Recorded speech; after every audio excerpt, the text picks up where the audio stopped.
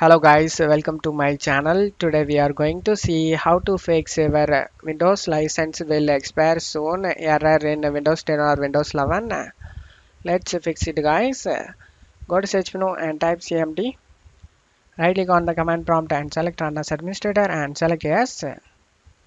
Now you just need to check my video description for this command.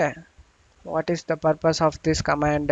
This will expand the grace period before Windows activation is required.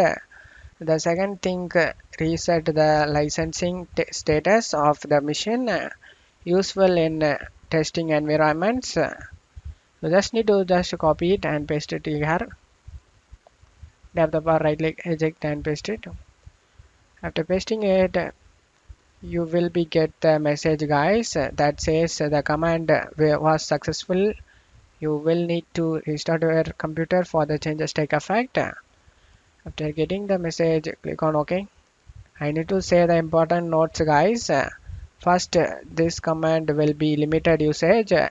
This command can only be used a limited number of times, usually 3 times.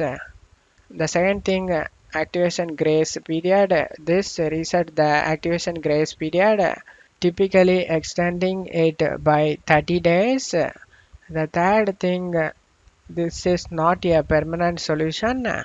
It is not intended to be a permanent solution for Windows activation.